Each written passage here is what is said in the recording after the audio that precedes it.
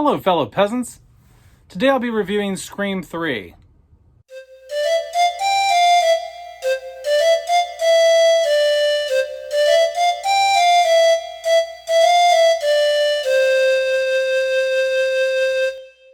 Alright guys, so today I'll be reviewing Scream 3. This came out in 2000, so it's now been 3 years since Scream 2 came out. Once again, directed by Wes Craven and written by Kevin Williamson. I don't know if Kevin Williamson was as involved in the writing process as he was in the first two, but I think he was the main contributor to this. I don't know if there was co-writers and stuff like that too, but I remember when this came out, it was like a huge deal. Everybody was like, "Oh my god, Scream 3. Oh my god, Scream 3, Scream 3." And Scream, while I was in school as a kid, in the late 90s, I was in junior high. And so when this movie came out, I was in the 8th grade. And Scream was like all the rage. Like, everybody wanted to be Ghostface at Halloween. They were just super hip movies, you know what I mean? Like, they were in the zeitgeist in the 90s at the time. And I remember being kind of let down when I watched this one. I still like the film, but I remember just it being not as dark or serious as the first two films. Tonally, it took a more comedic shift a little bit. So I'll give you a brief synopsis of what's going on in the film, and then I'll talk about what I like, what I don't like. So basically, Scream 3 finds Sidney Prescott she's now graduated from college. She's living alone. She's kind of secluded in her house. She's doing just like a counselor, kind of like a therapist. And she has like a hotline people can call. She's changed her name. She has an alias. She's basically went off the grid. She doesn't want the killers to find her. She lives very alone and secluded. It's just her and her dog. And so that's what Sydney's doing. She's kind of like living alone and helping people with similar problems, or just problems in general, not serial killer problems, but just problems. And then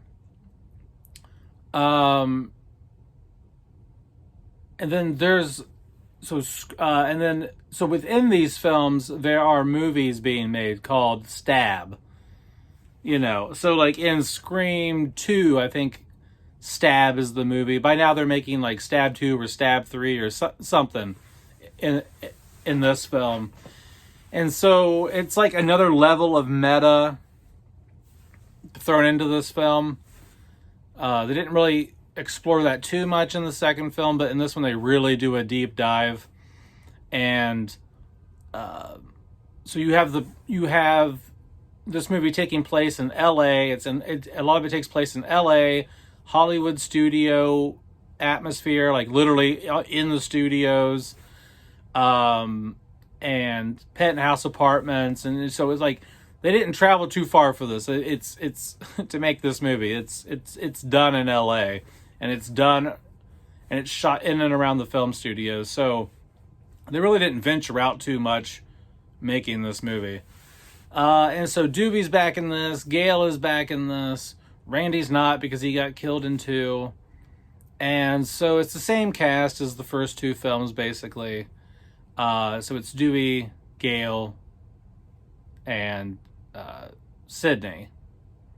And Cotton Weary is also in the beginning of the film, briefly. So let's get into what and the killer in this, I guess I'll spoil it. There's only one killer in this goddamn movie.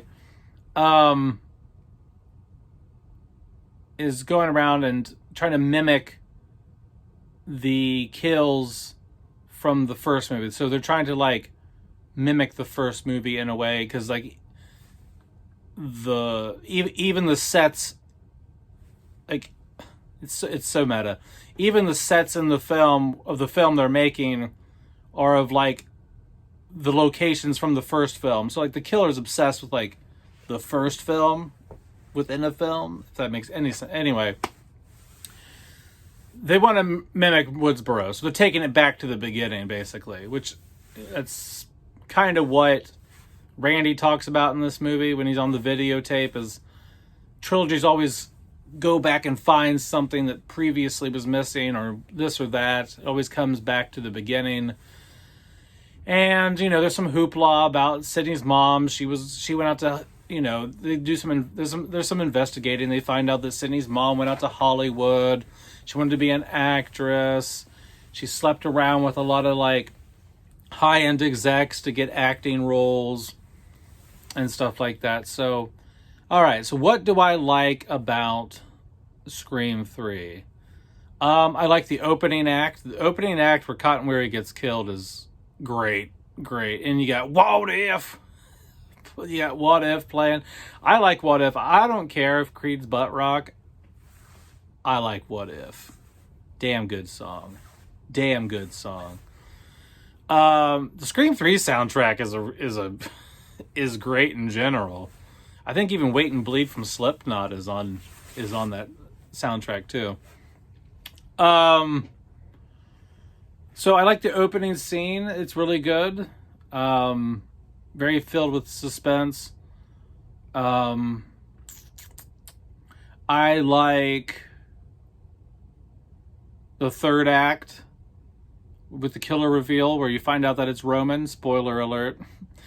I like that they didn't go two killers. The Scream 3 is the only Scream movie that doesn't have two killers or more. There's only one killer in this, and it's Roman, which is Sydney's half brother. And I like the reveal in it. It's great. Everything in between the first act and the third act really fails, in my opinion. It's just a lot of filler, a lot of stuff I just don't care about. But I like, the opening act where Cotton gets killed. It kind of reestablishes, okay, we're in LA. He's got his own TV show. You can tell he's got his own TV show and stuff because he's driving down the road and there's a billboard when he's trying to get back to the apartment because Ghostface is like trying to kill his girlfriend, right? And so he's rushing back home to save her. Christine, I think her name is, or is it Chrissy, or Chris? I don't know. And he's driving down the road and he goes past a billboard that says 100% Cotton, and it's like a talk show or something he's got. So kind of establishes that he's kind of like made it. He's hip, whatever. He's got a TV show now. And so he gets home and she thinks that because Ghostface was using his voice, she thinks that Cotton is the killer. So she tries to hit him with a golf club and she ends up getting killed, and so does Cotton. Third act is great because it takes place in this nice Hollywood mansion, and it's kind of like Ghostface picking people off. Sydney shows up to save her friends because they're kind of like trapped there. Dewey and Gail are tied up, and Sydney shows up. She steals the gun from the police station and goes to the house.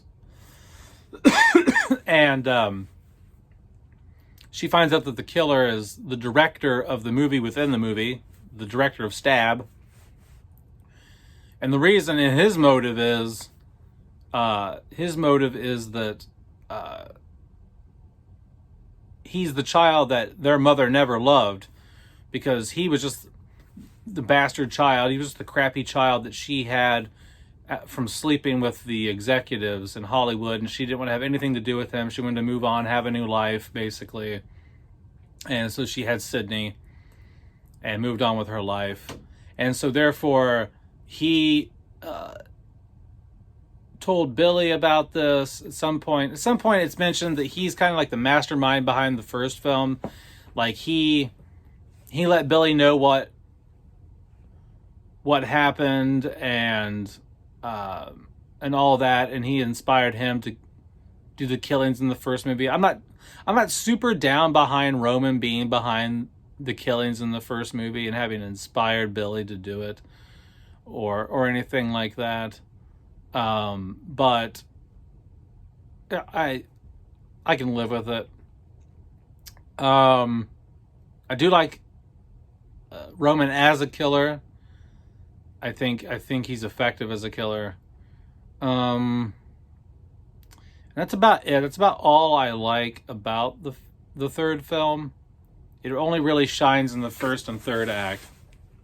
What I don't like about the movie mainly is just the stuff in between, man. I mean, the middle of this movie is just piss poor boring. Just a lot of meta. I mean, and not in a good way. It's just literally like a bunch of actors acting like they're the people from the first Scream. Like they're making a movie about the first Scream, about the events of Woodsboro. And so you have these actors, for example, like there's an actor who's playing Dewey, but we also still have Dewey in this movie, the real Dewey. And so like that just, it just muddles things too much in my opinion. I get what they're doing, but at the same time, it kind of feels too New Nightmare. You know what I mean? Where you took the meta to a level where it's like, okay, like there's too many Russian dolls here. Like there's too many layers. Like let's not go there. And so I just don't care. I don't care about those characters. I don't care that the characters that are portraying the Woodsboro characters die. I don't care about them. I don't like the setting of LA and Hollywood. I mean, I don't hate it, but to me it just feels lazy. It feels like they're like, all right, well, I know we've made a fuck ton of money off the first two, but for some reason, let's just stay here in LA because it's cheap. We don't even have to leave town. I don't know. Maybe I'm wrong, but it just feels that way. I don't like the comedic tonal shift in this. There's a lot more humor in this. Hardly any suspense at all other than in the first and third act. Doesn't really feel like a serial killer movie to me. It seems like more of a joke at this point. The kills, I mean, the violence is cut down a lot. There's not as much blood in this one by any means. Hardly any blood in this film, as compared to the first two. So I think it sucks in that respect too. And I don't like the voice changers. I don't like that Ghostface has everyone's voice recorded. Like, he can sound like Cotton Weary, he can sound like Dewey, he can sound like anybody by pressing, like, somehow he's encoded their voices into the machine, I think that's a little bit cringe. Like, when it first came out and I was like 13, I was like, wow, that's cool. Now when I watch it, I think I'm like, ugh. Especially in the late 90s. Today, is that more believable? Yeah, because we got like AI who can like mimic and stuff like that. But even today, something like that accessible, like they just bought it somewhere, like the voice changer. Like, I understand in the first two movies, like they can, you speak through it and it's like a filter of some sort. Like, I get like that's realistic. But to be able to completely, like, perfectly match other people's voices, to me, that's just, especially for the late 90s technology, like, shit wasn't happening. Like, I don't know if, like, anyone younger is watching this channel who wasn't around in the late 90s, but we had dial-up internet, okay? We didn't even have texting. So, to have AI level voice matching or duplication is ridiculous. But yeah, like, I think most of the flaws in this film just come from the fact that Columbine happened, and they went back, and because the studio didn't want them to make a film that was overly violent and dealing with younger kids, like high school kids or college kids. So, I mean, and I get it too, like, you know, they had to grow up. Cindy can't be in college forever, you know. So it does make sense, the progression, like, okay, like they were in high school, then they're in college, now they're young adults, and they're out working in the world, or at least Sydney is. Dewey and Gale were always older. But, yeah, like, they could have made it more intense of a film, but they kind of, like, I guess there were major rewrites and stuff. The studio didn't want a violent film released after the events of Columbine. Because back in the day, Columbine was a huge deal. You know, and that's the reason why the movie Cherry Falls never really saw the light of day. You know, it kind of got pushed to the wayside because of Columbine. So if you've never seen that, I've done a review here on the channel. Go check that out. It's a slasher. It's a late 90s, early 2000s slasher with Brittany Murphy called Cherry Falls. So go check that out. If you like Scream, you like that era of horror, like I Know What You Did Last Summer, Urban Legend, all that, Scream, go check it out. Go watch my review and go watch Cherry Falls. Anyway, but yeah, now there's mass shootings like every day here in the U.S. So no one cares. We make whatever we want whenever we want. We're desensitized to the violence now. So no one cares anymore enough to be like, hold on, let's pump the brakes and let's not make something violent. No, we don't care anymore. Sadly. All right, but that's about it, guys. That's it. That's my thoughts on Scream 3. Solid opening, solid ending. Whether you agree with Roman's motive or not, and like whether or not you like that he kind of whispered in Billy's ear essentially and told him to kill Sydney's mom. I don't know, but that's my thoughts on it. I think overall, if I had to rate Scream as a slasher, and in comparison to the other Scream films, I would give it like a 7 out of 10. Just because the opening act and the third act are so strong, in my opinion. That middle really brings it down. If the middle was just as good as the opening and the third act, it'd probably be like a 9. You know, but it is what it is. That is my review for Scream 3. Let me know what you think down in the comments below. Whether you like it, you love it, you hate it, you've never seen it. If you've never seen it, then I just ruined it for your ass because I told you the killer is. But the movie is 23 years old, and if you are my age, roughly, then you should have watched it by now. If you are younger than me, then I probably ruined it for you. But hey, go check it out anyway. All right, peasants, have a good one. Peace out. Bye-bye.